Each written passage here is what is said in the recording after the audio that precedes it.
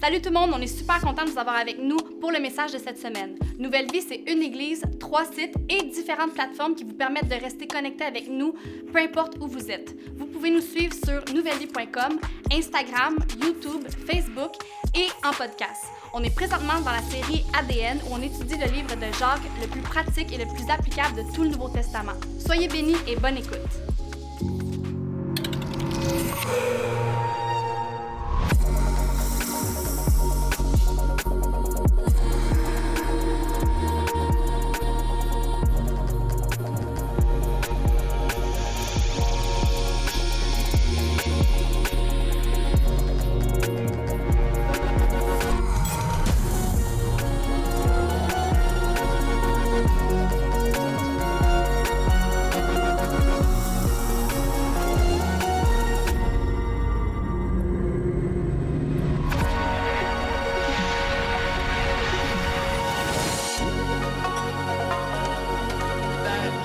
Vous savez, lorsque le gouvernement du Québec commence à et réfléchit sur la dynamique intergénérationnelle, il ne fait que ils sont plusieurs millénaires en retard. La parole de Dieu, il y a des millénaires enseignés, abondent avec un enseignement de génération en génération. Il y a plus de 200 fois dans la Bible où vous allez lire de génération en génération. Et bien avant que la psychologie moderne et la science moderne s'intéressent aux phénomènes et se mettent à comprendre les phénomènes tant d'hérédité que d'environnement qui ont un effet intergénérationnel, de génération en génération, que ce soit dans des familles, dans nos vies, même dans une société. La Bible enseignait que des valeurs, des notions, des convictions, des principes, des qualités, des dynamiques de vie essentielles, mais aussi des enjeux, des carences, des comportements, des ethos, des façons de penser et d'agir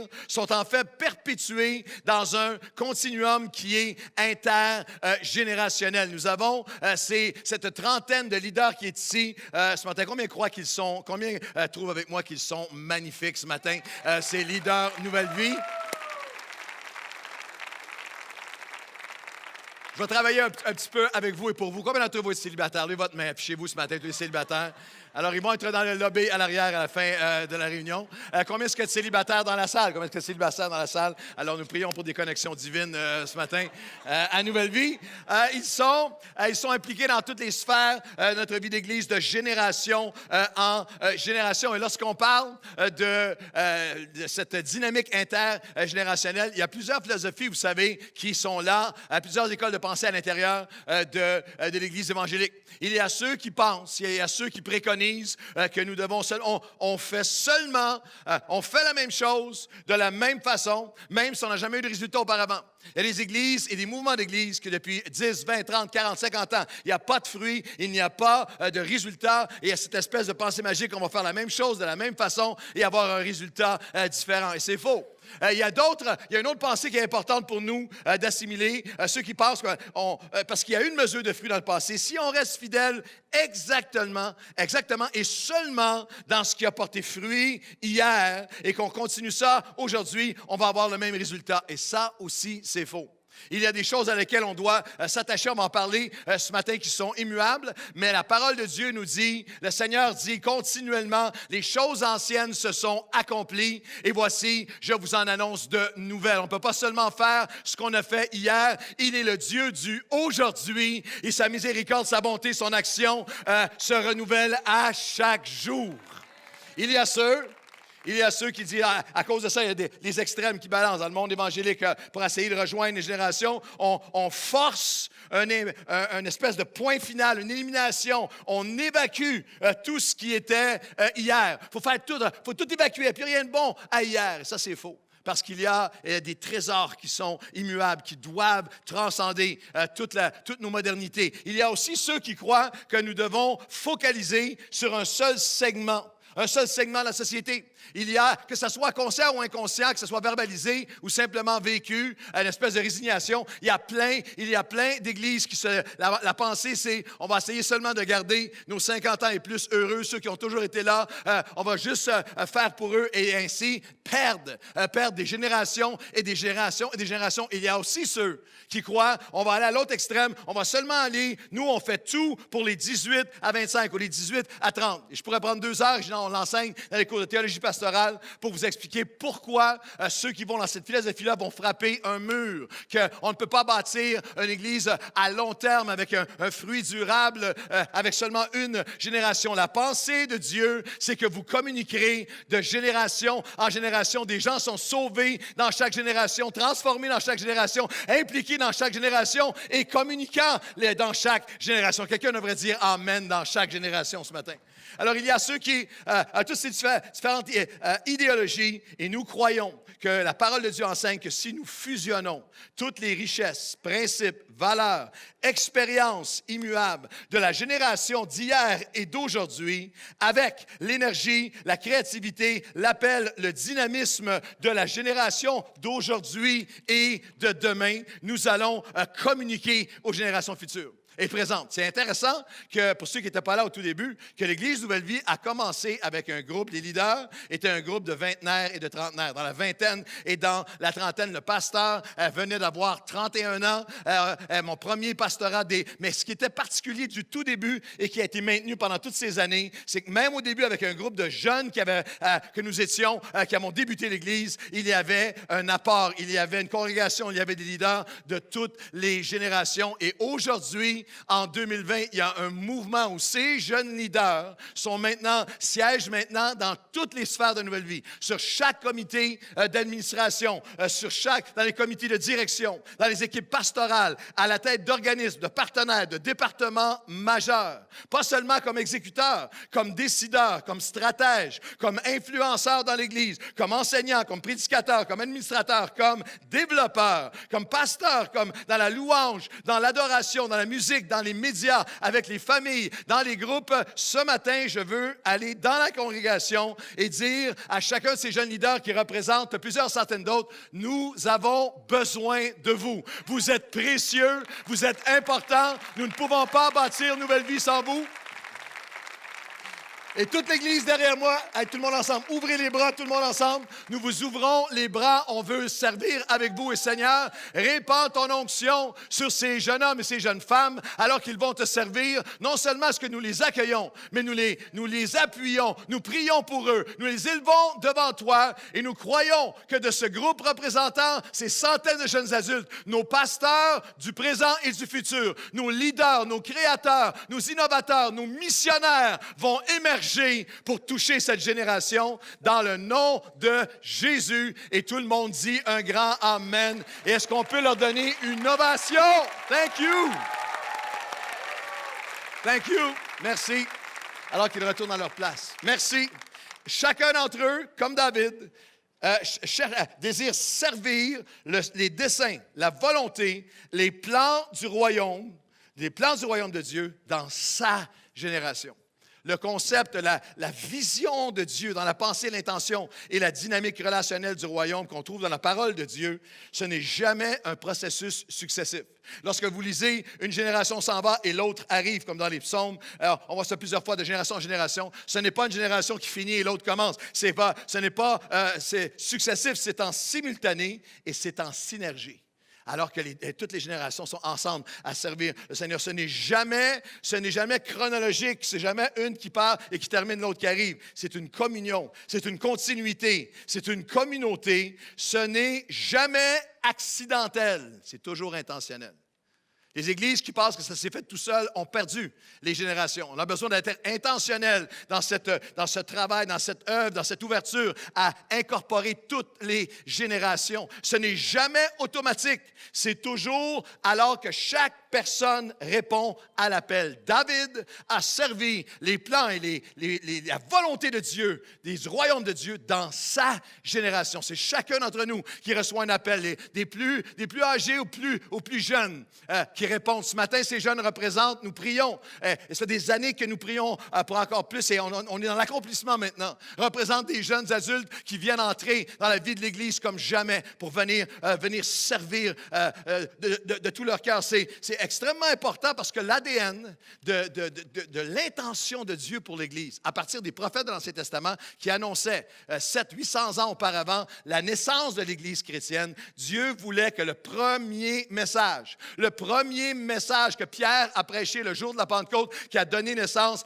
à l'Église chrétienne, c'était l'accomplissement dans Actes chapitre 2, les versets 8, 16 et 18. Il y a un miracle qui a pris place. Il y avait un pèlerinage. Il y avait des milliers de Juifs de toutes les nations en pèlerinage religieux. Et lorsque les 120 dans la chambre haute sont remplis de l'Esprit, ils sortent à l'extérieur. Ils se mettent à prêcher, à proclamer, à louer, à adorer Dieu devant la multitude qui est ébahie. Et il y a un miracle qui prend place, qui est très symbolique, significatif, important. La Bible nous dit qu'ils se sont mis à déclarer la grandeur et les miracles de Dieu, à proclamer Dieu dans des langages qu'ils n'avaient pas appris. C'était miraculeux, c'était unique, et les gens les entendaient chacun dans leur langue. Et comment les entendons-nous, se sont-ils demandé, dans notre propre langue, à chacun, dans notre langue maternelle. Mais c'est ici ce qui a été prédit, dit, annoncé par le prophète Joël. Dans les derniers jours, dit Dieu, je répandrai mon esprit sur toute chair. Les fils et les filles prophétiseront. Les jeunes auront des visions. Les aînés auront des songes. Oui, sur mes serviteurs, mes servantes, dans ces jours-là, je répandrai mon esprit et ils prophétiseront. Chacun l'entendant dans sa propre langue, c'est à l'intention de Dieu qui dit, mon message, mon évangile va aller dans toutes les nations, sans discrimination, sans favoritisme, tous égaux en importance devant Dieu. Toute génération, toute nation et toute génération. Vous avez remarqué? Les jeunes vont être remplis d'esprit. Les jeunes vont avoir des rêves. Les plus jeunes, les plus âgés vont avoir des songes. Toute nation, toute génération va participer à cette œuvre miraculeuse. C'est l'intention de Dieu, de génération en génération, toute nation, toute génération, toute classe sociale. Lorsque nous lisons sur mes servantes et sur mes serviteurs, je répandrai mon esprit et ils prophétiseront. Pour nous, c'est rien, mais c'était une société où l'esclavage était prédominant, était partout. Et c'était un choc pour les propriétaires des esclaves qui n'accordaient aucune même valeur humaine à leurs serviteurs, que Dieu disait non, il n'y a pas de classe sociale dans mon Église, il n'y a pas de grands, de petits, de riches, de pauvres. Chacun va être utilisé par mon esprit, vont être remplis de moi et chacun vont prophétiser. Et je déclare et j'appelle et je crois que des gens de tous les âges doivent avoir droit de parole, droit de leadership, droit d'implication dans la vie de l'Église. Je déclare que les jeunes à Nouvelle Vie dans cette prochaine décennie vont avoir des rêves et des visions. Les jeunes de tous les âges vont avoir des songes. Et ensemble, poussés par l'Esprit, nous allons bâtir son royaume de génération en génération. C'est pour ça qu'il y a quelques années, je pense que c'était 2 ans avant notre 25e anniversaire, 3 ou 4 ans, dans un temps de jeûne et prière, alors que je voyais le 25e et avec tellement de reconnaissance, d'action de grâce, de gratitude, tout ce que Dieu avait fait, et un premier quart de siècle qui approchait, j'ai été percuté dans le temps de jeûne comme à différents moments dans la vie de notre Église avec une parole qui était importante pour la suite. Une parole que le Seigneur m'a donnée, qui est devenue, maintenant que tous les leaders de Nouvelle Vie connaissent, qui est devenue une pierre angulaire de notre vision, de notre intentionnalité de génération en génération. Et c'était Jésus qui parle. Et il parle à celui qui enseigne, il parle au scribe, il parle au chef de la maison, au leader qui connaît le royaume de Dieu, qui comprend comment le royaume fonctionne. Et dans Matthieu 13, 52, Jésus leur dit, « C'est pourquoi tout scribe ou enseignant instruit, celui qui est sage, celui qui connaît, celui qui comprend, ce qui concerne le royaume des cieux est semblable à un maître de la maison qui tire de son trésor des choses anciennes et des choses nouvelles. Ce qu'on appelle maintenant dans tout le langage de leadership Nouvelle Vie, des trésors essentiels et des trésors nouveaux. Et Dieu me mettait très clairement qui avaient des trésors essentiels à lesquels qui ne doivent jamais nous être volés par la modernité. Que quel que soit le 21e siècle qui est devant nous jusqu'à ce que Jésus revienne, il y a des choses qui sont des trésors essentiels qui sont là. Les trésors essentiels sur lesquels le royaume de Dieu et l'Église a été bâti, Nouvelle Vie a été bâtie. Le jeûne, la prière, la passion, la pureté, l'intégrité, la droiture, la justice, les 4 C de Nouvelle Vie, la croissance par le connaître, connecter et contribuer. Le pardon, la parole, sa présence, la louange, l'adoration, la générosité, la passion des âmes, la recherche de justice, notre ADN intergénérationnel, les trésors essentiels qu'il faut conserver, puiser des trésors essentiels. Mais ce n'est pas seulement des valeurs, c'est des personnes.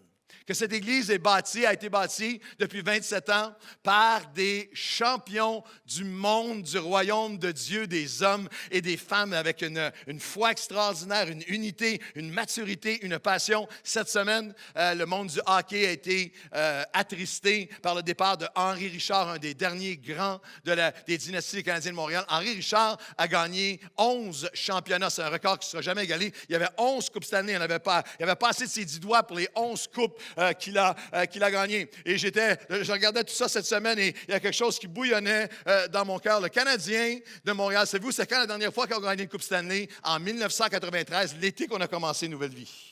C'est la dernière victoire du Canadien, mais combien savent que Nouvelle Vie remporte des championnats pour le royaume de Dieu à chaque année? Et lorsque je regardais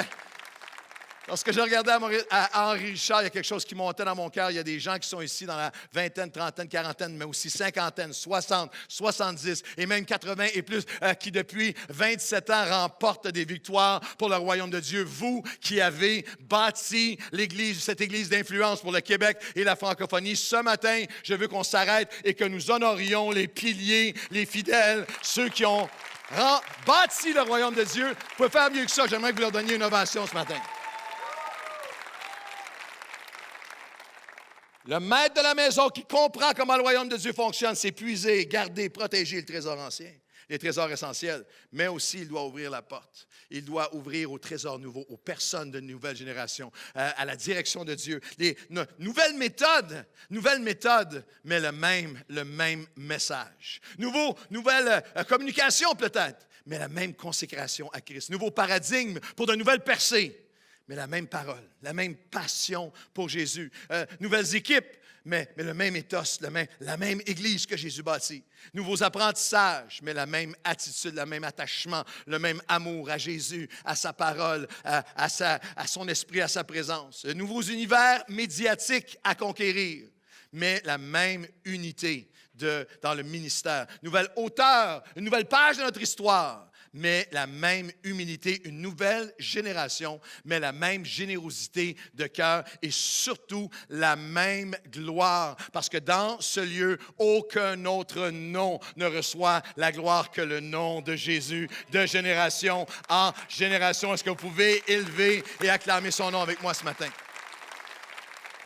Alors, l'apôtre Paul, dans un enseignement intergénérationnel magnifique, les commentateurs, les historiens sont assez d'accord pour préciser que Paul est dans la soixantaine, fin de la cinquantaine ou soixantaine. À ce moment-là, les hommes vivaient beaucoup moins vieux, et les femmes aussi, qu'aujourd'hui. Il était un père dans la foi et il est inspiré par l'Esprit à écrire, à décrire et à rappeler l'ADN intergénérationnel alors qu'il écrit à un jeune homme Timothée. La plupart des commentateurs, des historiens considèrent que Timothée était dans la jeune vingtaine. Et par les écrits, ça va peut prendre quelques minutes pour lire les 2 épîtres, les 2 lettres cette semaine. Vous allez voir tous les combats que Timothée avait, toutes ses insécurités, toute sa jeunesse qui est flagrante. Mais Paul va nous rappeler, va nous enseigner, va nous proclamer ce matin ce qu'on doit s'emparer. C'est qu'un ADN intergénérationnel, notre ADN intergénérationnel, c'est un ADN qui doit se renouveler, qui doit être reproduit de génération en génération.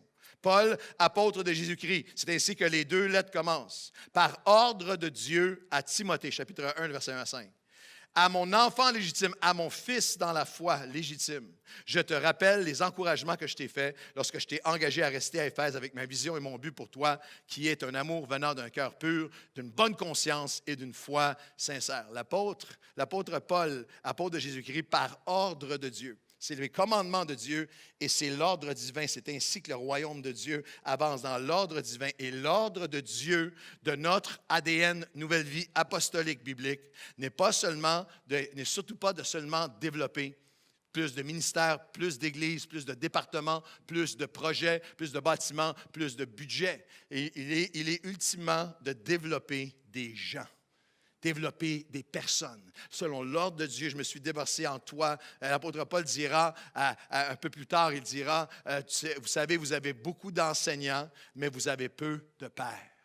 À mon enfant Timothée le Père. Et c'est une heure importante pour renouveler au cœur de l'Église Nouvelle Vie l'appel de chacun à être plus que juste quelqu'un qui enseigne ou quelqu'un qui témoigne, mais à être un père, à être une mère, à être un grand frère, à être une grande sœur, à être un coach, à être un mentor pour ceux qui en ont besoin. L'ADN intergénérationnel, c'est plus que de l'information ou de l'instruction. Ce n'est pas juste d'instruire ou d'informer. Et ce n'est surtout pas de l'isolement générationnel où il y a la gang des plus vieux, la gang des plus jeunes. Et ce n'est surtout pas non plus une espèce d'intimidation générationnelle. Où les plus jeunes intimident les plus vieux, on ne veut rien savoir de vous, les plus vieux intimident les plus jeunes. Il y a des milieux évangéliques où ceux qui sont plus vieux sont d'une telle résistance à écraser ceux qui sont les plus jeunes. Mais l'ADN intergénérationnel, c'est plus que de l'instruction ou de l'information, c'est l'investissement intentionnel, une incarnation inspirante d'hommes et de femmes qui disent « J'ai un appel sur ma vie à me déverser dans quelqu'un afin que la gloire de Dieu puisse se manifester. » C'est l'apôtre Paul qui dit littéralement, il a dit à Timothée, je te rappelle les encouragements, comment je t'ai défié à t'engager. Au-delà de son ministère public, au-delà de ses écrits, de ses prédications, de ses enseignements, Paul avait compris que le royaume de Dieu intergénérationnel, il défiait continuellement Timothée d'une manière personnelle à s'engager. Alors la question de l'esprit pour chacun d'entre nous aujourd'hui, c'est est-ce que, comme croyant, tu défies quelqu'un à marcher avec Dieu? Est-ce qu'en ce moment, il y a quelqu'un dans lequel tu te déverses? Est-ce qu'il y a quelqu'un dans cette Église que tu as pris à cœur, que tu te déverses, que tu défies à marcher avec Dieu? Pas seulement, l'objectif de la vision ce matin n'est pas de recruter quelques bénévoles de plus, c'est tellement plus profond que ça. L'apôtre Paul n'était pas seulement j'ai besoin de quelques serviteurs de plus. Il avait une vision qui était au-delà de la tâche à accomplir. Il dit, ma vision pour toi, Timothée, j'ai une vision pour toi, je t'ai engagé, je t'ai défié à t'engager parce que ma vision, mon but pour toi, c'est un amour d'un cœur pur, c'est une bonne conscience, c'est une foi sincère. C'est littéralement, la question est aussi de l'autre côté. Est-ce que tu laisses? Est-ce que tu as quelqu'un dans ta vie que tu as laissé parler dans ta vie? Est-ce que tu es un solitaire du royaume? Est-ce que tu es un touriste à la croix? Est-ce que tu es un consommateur seulement? Ou est-ce que tu es prêt à ouvrir ta vie pour te déverser dans quelqu'un? Il y a quelque chose qui est puissant que l'apôtre Paul souligne aussi, c'est que notre ADN intergénérationnel, il est renouvelé, il est reproduit pour des gens même qui ont grandi dans la foi, qui ont besoin, au-delà de l'influence familiale positive qui peut avoir pris place, ils ont besoin d'un mentor, a besoin. Et l'apôtre Paul dira à Timothée, dans 2 Timothée 1, 5 et 6, « Gardant le souvenir de ta foi, la foi sincère qui est en toi, qui habita d'abord dans ta grand-mère Loïs et dans ta mère Eunice, et qui, j'en suis persuadé, habite en toi.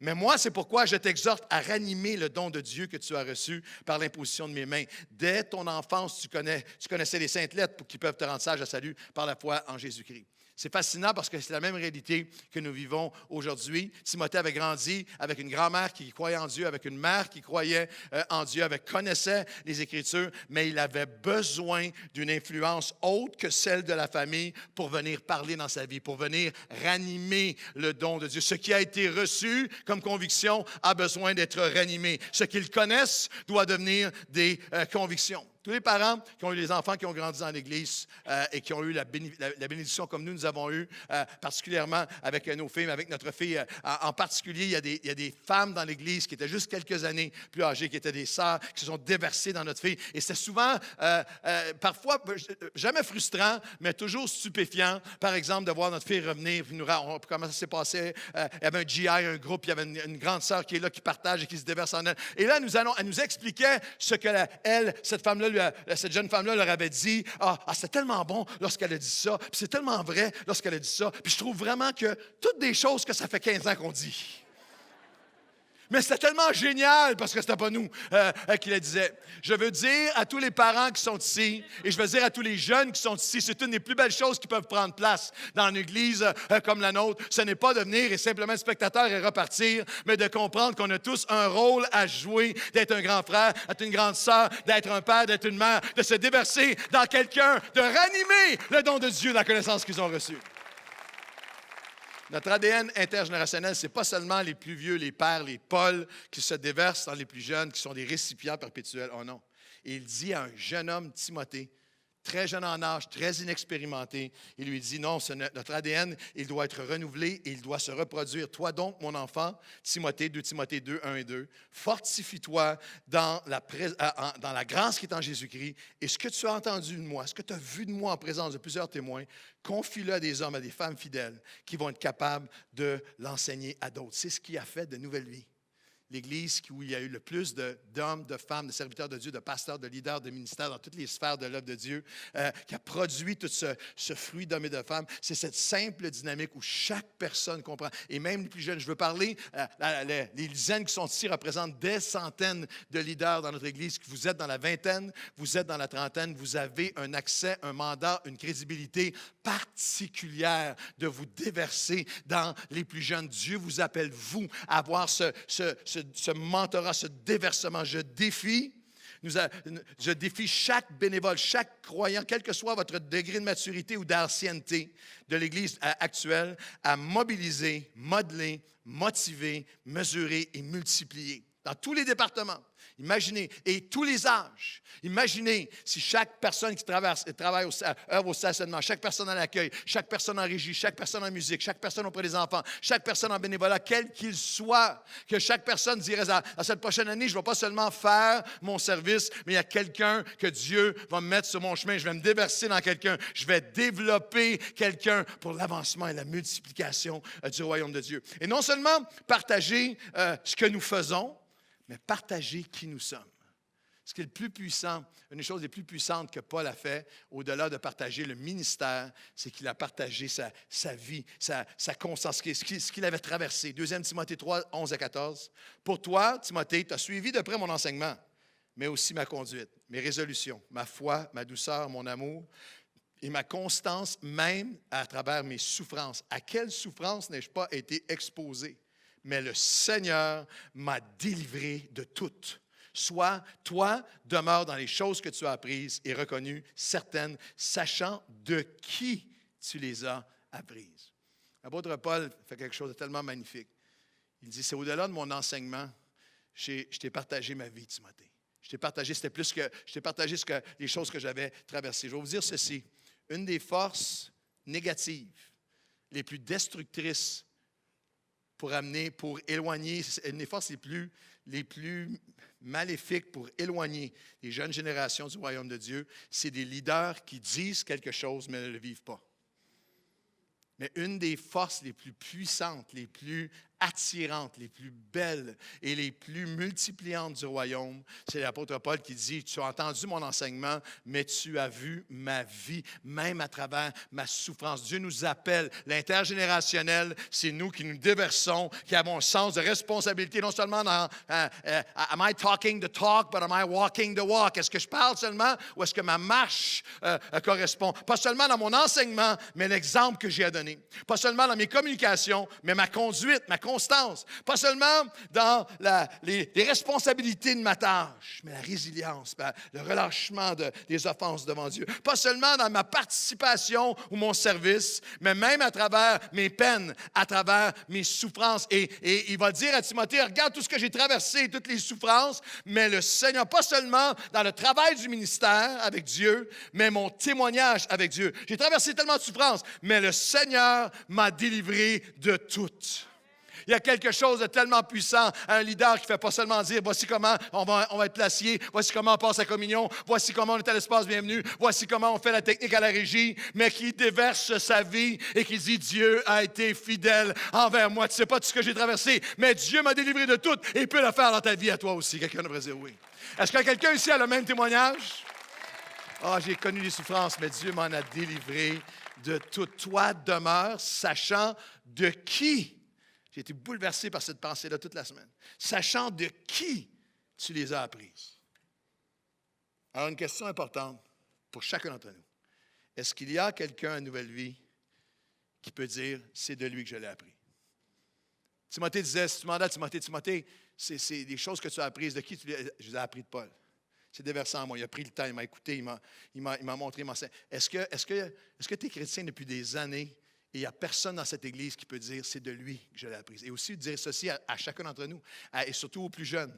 Est-ce que tu as quelqu'un en ce moment que tu peux dire c'est de lui que j'ai appris? C'est de elle que j'ai appris. J'ai ouvert ma vie à quelqu'un. Je ne suis pas seulement un solitaire, un isolé qui vient à l'Église et qui n'écoute personne. J'ai besoin, je vais ouvrir ma vie. Et quelle image. Regardez cette vision avec moi spirituelle. Imaginez-vous tous les pères et les mères dans la foi. Imaginez-vous tous les vingtenaires et les trentenaires qui se déversent dans des plus jeunes. Et sur 1 an, 2 ans, 5 ans, 10 ans, si le Seigneur tarde sa venue, toute une génération qui dit, c'est de lui que j'ai appris à prier. C'est de elle que j'ai appris à aimer. C'est de lui que j'ai appris à louer. C'est de elle que j'ai appris à m'offrir à Dieu. C'est de elle que j'ai appris que quel que soit ce qu'on traverse, celui qui est en nous est plus grand et Dieu nous donne tout le temps la victoire. Vous devriez dire oui. Cet ADN de se déverser dans la vie les uns des autres est seulement possible, l'ADN de renouvellement et qui reproduit la nature de Dieu les uns dans les autres. Il est seulement possible alors que nous avons aussi un ADN qui se rapproche. On ne va pas faire ça juste de loin à faire notre service, nos ministères, à retourner chez nous, revenir. Il y a un rapprochement qui doit prendre place. L'apôtre Paul, en 1 Timothée, chapitre 1, et au verset 12, il commence en parlant du ministère. Je rends grâce à celui qui m'a fortifié à Jésus-Christ, notre Seigneur, qui m'a jugé fidèle. Il m'a établi dans le ministère. Mais il n'arrête pas là. Moi qui étais auparavant un blasphémateur, un persécuteur, un homme violent, mais j'ai obtenu la miséricorde. Parce que je ne savais pas, j'agissais par ignorance, dans l'incrédulité. Verset 15. C'est une parole certaine et entièrement digne d'être reçue que Jésus est venu dans le monde pour sauver des pécheurs, dont je suis. La traduction en français, c'est dont je suis le premier. L'essence dans le grec, c'est dont je suis le pire. Je suis le pire. Mais j'ai obtenu miséricorde afin que Jésus-Christ fît voir en moi le premier, le pire. Toute sa patience et tout son amour, la longueur dans le grec, la longueur de sa patience et de son amour, pour que je serve d'exemple. Pour que je serve d'exemple. L'apôtre Paul n'est pas seulement en train de parler du ministère, voici comment on prêche, voici comment on chante, voici comment on dirige, voici comment on fait les médias sociaux, voici comment on sert, voici comment on fait l'espace bienvenu, comment on s'occupe de... Non, c'est pas juste dans la dynamique ministère. Il a l'humilité d'ouvrir sa vie. Et de parler, de raconter ce que Dieu a fait pour lui, ce qu'il était. Il y a une jeune génération qui est sans père et mère spirituelle, ou qui ont des pères et mères spirituelles, mais qui ont besoin d'un mentor qui vont ouvrir leur vie et leur dire, tu ne peux pas imaginer. Vous savez, après 27 ans, il y a un paquet de monde ici à Nouvelle Vie, puis j'en fais partie, la cinquantaine et plus, de petits monsieur puis de petites madames qui ont l'air juste bien clean, qui ont l'air juste tellement, on dirait qu'ils sont nés dans Nouvelle Vie avec une Bible dans les mains. Est-ce que vous me suivez? C'est une des choses que je fais avec ma fille lorsqu'elle était adolescente. On parlait souvent et j'y révélais. Elle arrivait, elle me disait, ce monsieur-là, il y a un monsieur qui avait des gens avec elle, un placeur. Puis elle disait, lui, il est fin, il est tellement un bon gars. Il a tellement d'un bon gars. Je disais, c'était la vérité, je connaissais son témoignage. Je disais, tu sais-tu comment est-ce qu'il a accepté le Seigneur, lui? En prison. Ah! En prison. Lui, il a l'air straight. Hein? Qu'est-ce qu'il fait, papa, lui, dans la vie? Il est impliqué. Je dis, lui, il est banquier, il travaille dans les banques, puis tout ça. Ah oui, c'est ça, je pensais. Il a l'air d'un gars super straight. Il ne peut pas nous comprendre, nous autres, les jeunes. C'est un super straight. Lui, tant qu'il était jeune, il a suivi un gourou aux Indes. C'est vrai. Il est peut-être à sa côté de toi. Regarde pas personne. Regardez-moi. Oh, elle est tellement fine, elle est chrétienne, elle doit être 5e génération chrétienne. Elle est tellement fine, elle sourit tout le temps. Et juste un sourire. Elle est tellement gentille. Elle ne peut pas comprendre, moi, ma vie, les parties. Elle, je vous parle d'une histoire vraie, de Nouvelle Vie, un témoignage que je n'aimerais pas le nom. Elle était tellement une party girl que son chum, qui est maintenant un pasteur à Nouvelle Vie, qui sortait avec elle à 6 h du matin, après une nuit complète des discothèques, il la mettait sur son épaule puis partait avec parce qu'elle ne voulait pas s'en aller. Puis elle a tellement l'air juste spirituelle. Elle est toujours en train de louer, prier. Elle est remplie d'amour. On dirait qu'elle doit être 5e génération chrétienne. Elle, c'était une polytoxicomane suicidaire, mais Dieu l'a libérée. Dieu l'a changé. Dieu a changé sa vie, puis il peut changer la tienne.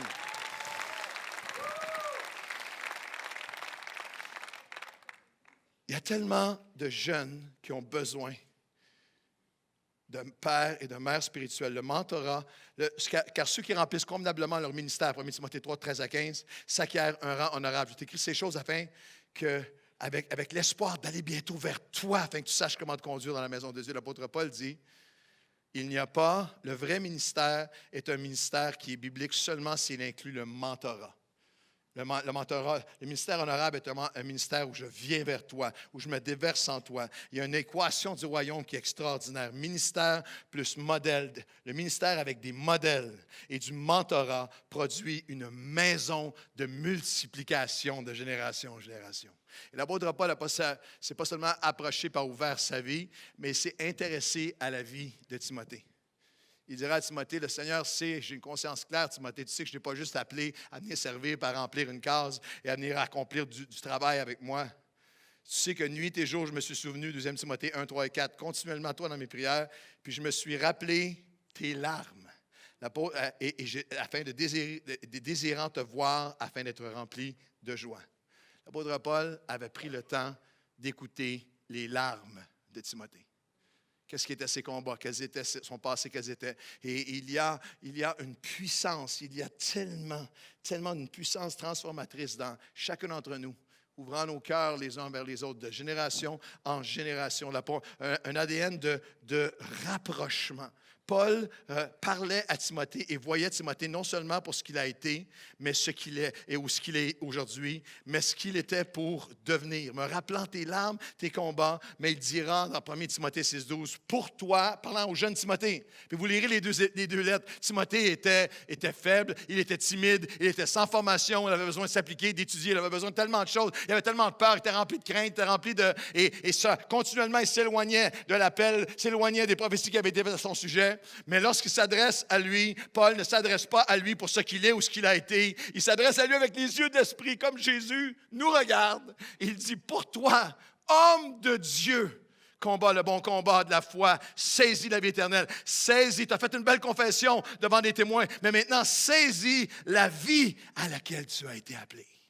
Littéralement, je lance cette vision pour moi-même et pour vous de dire, Seigneur, aide-moi à voir. Paul a refusé de définir ou de limiter Timothée à son âge, à sa jeunesse, à son inexpérience. Il a refusé, il parlait de lui, il dit, Timothée, toi, en ce qui te concerne, toi, homme de Dieu. Tu peux presque entendre Timothée dire, tu ne sais pas comment j'ai des problèmes, appelle-moi pas, tu ne peux même pas imaginer comment je suis pas digne. Non, homme de Dieu, celui qui a commencé une bonne œuvre en toi va l'accomplir. Homme de Dieu, femme de Dieu. Paul a refusé de le limiter à son âge, à son inexpérience, son manque d'instruction, à son look. Paul a refusé de le limiter à ses cheveux, à sa coupe de cheveux, à ses piercings, à ses tatouages, aux trous dans ses jeans, à ce qui est différent, à la musique qu'il écoute. Homme de Dieu, femme de Dieu, Seigneur, donne-nous des pères, des mères dans la foi qui vont voir dans les cœurs et voir ce que les personnes peuvent devenir. Quelqu'un devrait dire oui. Paul a refusé de limiter Timothée à ses pires erreurs, à nouvelle vie. Et parce que c'est la parole de Dieu, dans le royaume de Dieu, nous ne définissons pas les gens, nous ne limitons pas les gens à leurs gaffes ou à leurs erreurs. Nous croyons en leur meilleur. Nous ne limitons pas à leur passé, à leurs pertes, à leurs problématiques. Nous déclarons leur potentiel en Jésus-Christ, hommes et femmes de Dieu. Saisis la vie à laquelle le Seigneur t'appelle. Paul a refusé, rapprochement, Paul a refusé de laisser les différences générationnelles diviser lui et Timothée. Si on prenait le temps de vous expliquer l'arrière-plan de Timothée, ce qu'on sait de lui par les Écritures, de sa mère croyante, mais de son père grec, et le père est absent dans le portrait, toute la culture de Timothée, la différence d'âge, la différence de background, la différence de culture, de foi, avec Paul, le pharisien parmi les pharisiens. Ils avaient tellement de choses en commun. En termes modernes, Paul et Timothée n'écoutaient pas la même musique chrétienne. Paul et Timothée n'aimaient pas les mêmes tunes. Paul et Timothée n'aimaient pas la même. Est-ce que vous suivez? Mais Paul était absolument complètement refusé. Et Timothée a refusé de laisser les différences l'empêcher de recevoir. Et Paul a refusé de laisser les différences religieuses qui ne sont pas celles de la Bible venir séparer. Paul n'était pas pour se diviser sur quelle musique on va avoir. Paul aurait refusé la guerre sur des choses qui sont secondaires. Paul aurait refusé, comme certains vont faire aujourd'hui, pendant 1 an, pendant 2 ans, pendant 3 ans, d'être en guerre et d'attaquer et de déchirer parce que la croix est sur le mur du côté au lieu du mur du milieu. Sur le mur du milieu, il y a la parole de Dieu. Il n'y a pas un verset dans la Bible qui dit dans le Nouveau Testament, et lorsque vous bâtirez une église, il y aura une plateforme, il y aura un stage, il y aura un système de son, et il y aura un mur arrière, et il faut que la croix soit là. C'est pas où sur le mur qui compte, c'est où est la croix. C'est est-ce que la croix est dans ton cœur? Est-ce que la croix est dans ton pardon, ton amour, ta passion? Come on! Please! Paul a refusé de voir Timothée comme une menace qui me vole ma job, mon poste et mon titre. Non. C'est déversé en lui. Tu es un homme de Dieu. Timothée, saisis la vie à laquelle tu es appelé. C'est tellement beau. Lorsque je vois des leaders de notre Église, il y a une photo qui va apparaître des leaders de la Ligue qui organisent des ministères prêches, enseignent, font toutes sortes de choses pour des centaines d'enfants de notre Église. Mais savez-vous que presque chacun de ces leaders-là, personne ne le voit, personne ne s'est pas annoncé, ce n'est pas dans leur description de tâche, mais ils font du mentorat avec des jeunes.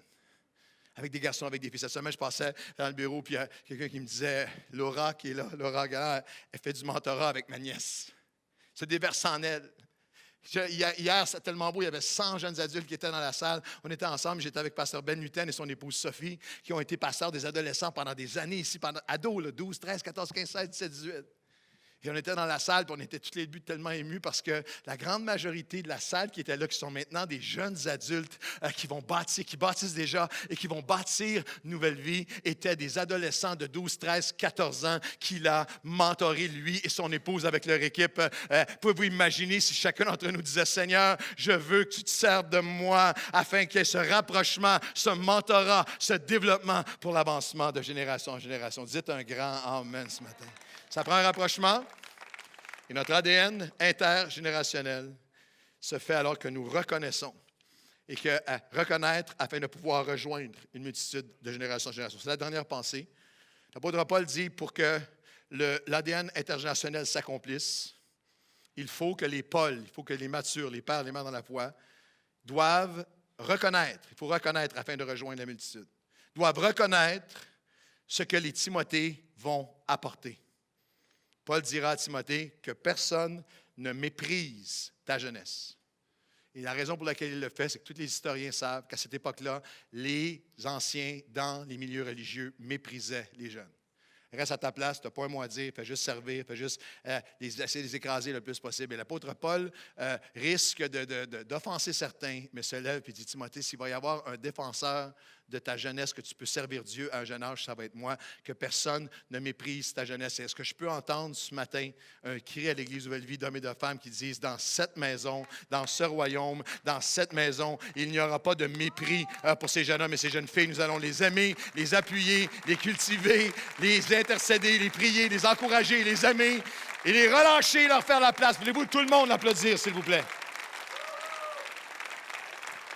Mais il y a une reconnaissance que les Pauls doivent reconnaître tout ce qu'ils peuvent nous apporter et les Timothées doivent reconnaître qu'ils doivent continuer à apprendre ce qu'ils vont apporter, mais à apprendre. Dans le même souffle que personne ne méprise ta jeunesse, mais Timothée, sois un modèle. Tu es appelé à être un modèle toi aussi. Alors il faut que tu t'appliques. Un modèle en parole, en conduite, en charité, en foi. Alors, il faut que tu t'appliques. Il faut que tu ne négliges pas. Il faut que tu te donnes tout entier et que tes progrès soient évidents devant tous. Cette loi du royaume, c'est que ceux que personne ne doit mépriser doivent continuer à être mentorés. Tu es une jeune personne, la parole de Dieu, tu es dans une église qui ne méprise pas la jeunesse. Tu es dans une église qui va honorer, qui va tout s'investir en toi pour te développer. Mais chacun d'entre nous, quel que soit l'âge, avons besoin d'avoir cette humilité de dire, j'ai tellement de choses à apporter, mais j'ai encore tellement de choses à apprendre. Il y a eu un amen à ça, alors je vais le répéter. J'ai tellement de choses à apporter. Merci, lui, il me dit toujours amen. On voyage ensemble, on fait la tournée ensemble. Alors moi, je prêche, je lui dis amen. J'ai tellement de choses à apporter, mais nous avons tous tellement de choses à... Amen. Il dit aux jeunes, il dit au Paul, à tous ceux qui sont plus matures, que personne ne méprise. Il dit à Timothée, il faut que tu continues à apprendre.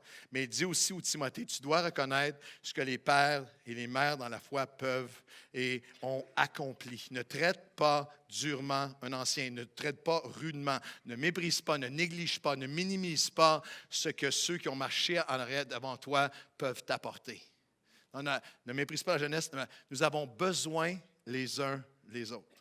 J'ai souri et en même temps, c'était rigolo, mais j'ai lu un article cette semaine que la baisse des ventes de thon en conserve est de 40 % dans les derniers 20 ans dans le monde. Dans les derniers 20 ans, les compagnies de thon croient que la baisse de 40 % des ventes, le thon est encore le même, et la canne aussi, est reliée au fait que les milléniaux ne veulent pas se donner le trouble d'ouvrir une boîte de conserve de thon. Le vice-président, c'est sérieux, le vice-président marketing de Starkist, Tuna, a dit beaucoup de milléniaux et de X n'ont même pas d'ouvre-boîte dans leurs apparts ou leurs maisons. Alors, je vais faire le test ce matin, voir si, dans le groupe des milléniaux qui est ici, est-ce que vous savez comment ouvrir une canne? Je vais essayer d'en trouver un qui a l'air le moins parce que mon illustration ne marche pas s'ils sont capables. Est-ce que vous connaissez quelqu'un dans la gang que c'est clair qu'il ne sera pas capable? Est-ce que vous pouvez me pointer quelqu'un dans la gang en ce moment qui va... Caleb, est-ce que... Caleb peut chanter, peut faire n'importe quoi, mais il n'est pas capable d'ouvrir une boîte de thon. Et tout le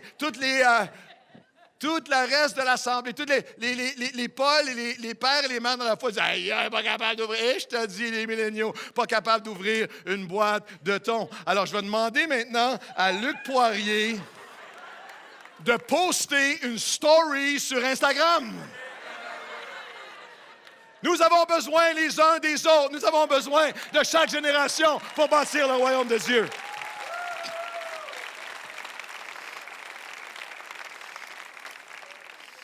C'est la personne près de vous, je ne peux pas croire qu'il a parlé d'une canne de thon. C'est ça quelqu'un près de vous.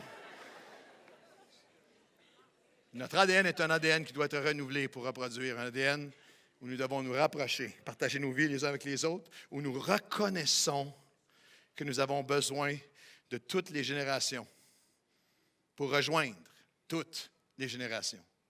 Je vais commencer le message avec ce passage que Dieu m'a donné et a donné maintenant à tout notre leadership de notre Église il y a maintenant plusieurs années. Avez-vous compris ces choses, dit Jésus dans Matthieu 13, 51.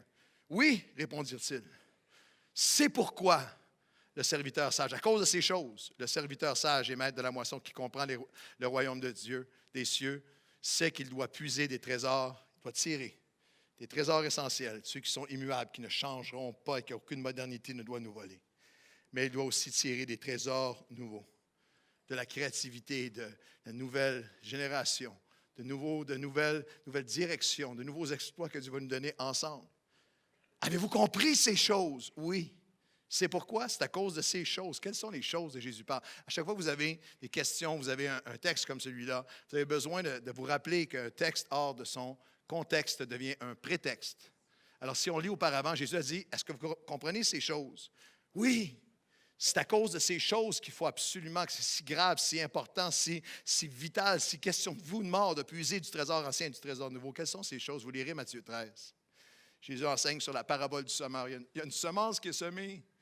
Il y a un combat spirituel pour chaque personne. Et à cause de ces choses, nous devons tout donner. Il y a des trésors cachés. Il y a les perles de grand prix que tu lâches, tout abandonnes tout, tu consacres tout pour la retrouver, les personnes, les âmes. Et juste avant, c'est les pécheurs d'hommes et la fin de toutes choses. L'apôtre Paul dira à Timothée, c'est une parole certaine, dernier verset d'avant-midi, c'est une parole certaine et entièrement digne d'être reçue. Nous travaillons et nous combattons ensemble toutes les générations. Parce que nous mettons notre espérance dans le Dieu vivant qui est le sauveur de tous les hommes. Pourquoi est-ce que nous appelons si passionnément tous les jeunes leaders à venir servir avec nous? Parce qu'il est le sauveur de tous les hommes et nous avons besoin de votre génération pour atteindre cette génération. Pourquoi je demande aux pères et aux mères dans la foi et pourquoi je demande à chacun d'entre nous, depuis 27 ans, de refuser de juste savoir une église confortable où ce que toutes les affaires sont pour moi, comme moi j'aime, puis qu'on est bien ensemble, puis on se fait du bien. Parce qu'il est le sauveur de tous les hommes. Et nous ne sommes pas ici pour nous-mêmes, nous sommes ici pour les gagner. Pourquoi est-ce que nous appelons de sortir d'une mentalité de consommateurs chrétiens qui viennent consommer les prédications de la musique, du worship et retournent sans jamais avoir d'influence sur qui que ce soit? Parce qu'il est le sauveur de tous les hommes. Et alors que nous allons nous déverser les uns dans les autres, de génération en génération, alors seulement allons-nous atteindre cette génération. Alors, nous sommes à un moment, alors que les musiciens s'approchent, nous sommes à un moment de l'histoire de Nouvelle Vie qui est unique. Jamais n'avons-nous eu autant de gens à servir, jamais n'avons-nous eu autant de croissance, de baptême et de multiplication en multisites. Priez pour nous lorsqu'on vous parle de Nouvelle Vie de Drummondville, c'est cette année que ça va prendre place, mais on a besoin des miracles de la part de Dieu. Parce que déjà, nous savons que le premier dimanche de Nouvelle Vie de Drummondville, lorsqu'on va commencer, il va y avoir entre 250 et 300 personnes. On a besoin de trouver une salle. Déjà, le premier dimanche de Nouvelle Vie de Drummondville, nous allons être la plus grande église évangélique dans l'histoire de toute cette région-là, 100 000 habitants autour. Nous avons besoin d'un bâtiment de 400-500 places. Ce n'est pas facile à trouver et à financer à Drummondville. Et par-dessus tout, nous avons besoin de serviteurs, nous avons besoin d'hommes et de femmes, nous avons besoin de multiplier. Lorsqu'on parle et on applaudit pendant une minute sur Nouvelle Vie, la Prairie qui est maintenant à une deuxième réunion, 600 et presque 700 personnes certaines semaines. Il y a une multiplication. Nous allons, je vous déclare par la foi, je vous prophétise que dans la prochaine décennie, j'ai sur mon cœur, nous allons implanter une dizaine d'églises Nouvelle Vie aux quatre coins de cette nation. Nous avons besoin de chaque génération. On a terminé en regardant un petit clip. C'est très simple, mais c'est un clip d'une compagnie d'aviation KLM.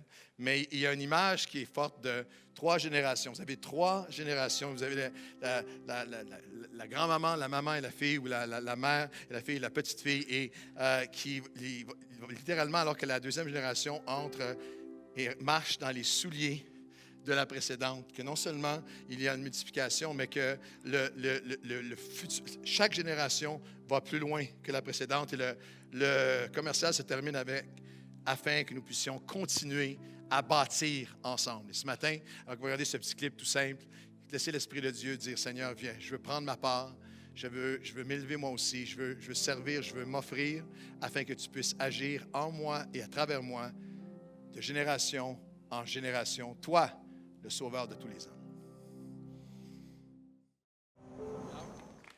Ce que j'aime de cette vidéo, c'est que la première génération, c'est une agente de bord. La deuxième, elle est chef de section. Et la troisième, c'est elle qui est la pilote. J'aimerais dire que je crois de tout mon cœur que les prochains commandants et pilotes du royaume de Dieu sont déjà assis ici à l'Église Nouvelle Vie. Ils sont là, ils ont 18, 20, 25, 30.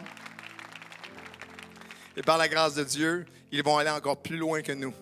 Ils vont accomplir encore plus que nous. Alors, j'ai un appel particulier à la première réunion. C'était très, très puissant. Nous allons chanter ce chant magnifique qui a été composé ici, à la maison, de génération en génération. Et voici l'appel qui est sur mon cœur. J'ai invité tout le monde à se lever ensemble en présence de Dieu. Voulez-vous faire cette faveur juste de répondre à cet appel? J'aimerais demander à toutes les personnes de 40 ans et moins dans la salle. Non, il y en a que je sais que ça fait 15 ans que vous avez 40 ans. Mais que vous avez 39. Alors, mais toutes les personnes de 40 ans et moins dans la salle, voulez-vous me faire cette faveur? On veut prier avec vous et pour vous dans un moment de prière très spécial. Je veux demander à tous les 40 et moins, voulez-vous vous approcher, vous avancer maintenant ici à l'avant? Et vous êtes jeunes et vigoureux, avancez vite. Venez-vous-en en courant. Et pendant qu'ils s'avancent, avancez ici et venez me rejoindre ici au milieu et tournez, regardez à l'Assemblée. Et alors qu'ils s'avancent, est-ce qu'on peut les applaudir ce matin? Est-ce qu'on peut applaudir les 40 et moins?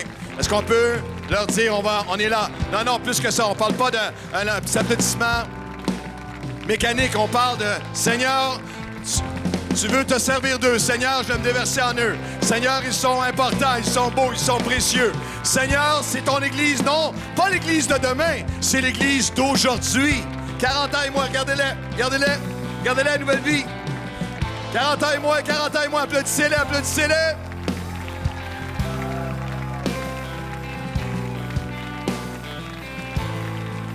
Maintenant, tous les 40 et plus qui est à l'arrière, voulez-vous dire à quelqu'un à côté de vous, aucune retraite à Nouvelle Vie. Dites ça à quelqu'un à côté de vous. Il n'y a pas de retraite. Chacun, nous allons servir, nous déverser. Alors, donnez-moi cette faveur. Ils ont été obéissants se sont avancés. Je veux demander à tous les 40 et plus de vous approcher et de venir prier pour eux. Approchez-vous, venez. Venez rapidement et venez prier avec eux et eux vont prier avec vous. C'est un moment divin, c'est un moment prophétique, c'est un moment annonciateur. Nous disons, allez, venez de partout à travers la salle. Venez trouver un homme, une femme qui est ici à l'avant. Venez trouver un jeune homme, une jeune femme qui est ici à l'avant. Venez prier ensemble. Et nous allons chanter ensemble, nous allons prier ensemble. Lorsque vous arrivez, commencez à prier. Et les jeunes, priez aussi pour ceux qui s'approchent vers vous. Venez. Venez. Allez, approchez-vous. Vous n'êtes pas en train de prendre une marche au parc La Fontaine. Approchez-vous. Venez prier. Venez vous placer les mains. Seigneur, mon Dieu, viens nous unir, viens nous souder de génération en génération. Viens faire ton œuvre dans les vies. Dans le nom de Jésus. Priez les uns pour les autres, de génération en génération. Merci de vous être joints à nous pour le message d'aujourd'hui. On espère que ça vous a encouragé. Si vous avez à cœur de nous aider à diffuser des messages comme celui-ci à chaque semaine, n'hésitez pas à nous supporter en vous rendant à don.nouvellevie.com. Soyez bénis et à très bientôt.